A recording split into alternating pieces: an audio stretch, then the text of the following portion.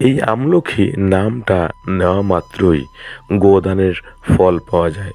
আর যদি তাকে স্পর্শ করা হয় তাহলে দ্বিগুণা ফল লাভ হয়, এবং যদি কেউ গ্রহণ করেন তাহলে তিনগুণা ফল লাভ হয়। এই আমলকি ব্রতের দিনে আপনি ভগবানকে আমলকি দিয়ে ভোগ দিন এবং প্রসাদ রূপে গ্রহণ করুন।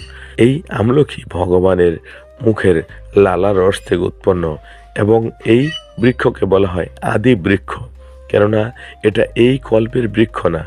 এই আমলকি বৃক্ষ আগের কল্পেরই ছিল, এবং যখন এই কল্প সৃষ্টি হচ্ছিল, ভগবান ব্রহ্মা যখন সৃষ্টি করলেন, তখন একটা জায়গার মধ্যে যেখানে এই আমলকি বৃক্ষ ছিল, সেখানে সমস্ত দেব দেবতা মুনি ঋষি গন্ধর্ব গিয়েছিল।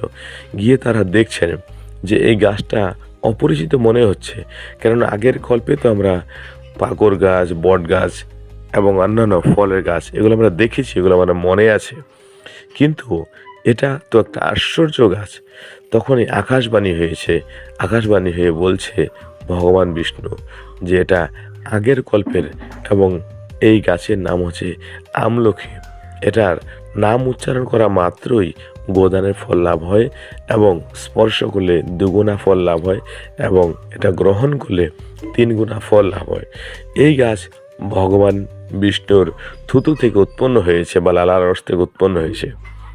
এই আমলকি খেয়ে যদি কোনো ব্যক্তি মারাও যায়, তাহলেও তাকে নরক যাত্রা ভোগ করতে হবে না বা যমালয় দেখতে হবে না, তাকে সোজাসুজি বৈকুণ্ঠ ধামে নিয়ে যাবেন বিষ্ণুদূত। ভগবান শ্রীকৃষ্ণ বলছেন যে এই আমলকি একাদশীর দিনে যদি কেউ আমলকি গাছের গোড়াটা পরিষ্কার পরিচ্ছন্ন করে লেপাপোছো করে সেই গাছকে পুজো করে বা ভগবান বিষ্ণুকে পুজো করেন সেই গাছের নিচে, এবং সেই গাছের মানে আশেপাশে জায়গাটা সুন্দর করে সুসজ্জিত করে দীপ জ্বালেন, এবং সেখানে ভাগবত পাঠ, গীতা পাঠ, পৌরাণিক কথা এই সমস্ত কিছু বা গুণকীর্তন বা নাম কীর্তন এই সমস্ত কিছু করতে পারেন, তাহলে কোটি গুণা ফল লাভ হয়। কেননা এই বৃক্ষের মধ্যে সমস্ত ভগবান এবং দেবদেবী এবং মুনি ঋষি সবাই কিন্তু এই গাছের মধ্যে বসবাস করেন। আপনি আমলকি গাছের নিচে থেকে রাতে জাগরণ অবশ্যই করতে পারেন, এবং সেই আমলকি গাছকে 108 বার পরিক্রমা করতে পারেন, কিংবা কমসে কম 28 বারও পরিক্রমা করতে পারেন।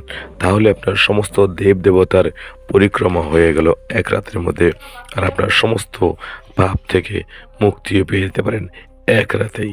হরে কৃষ্ণ।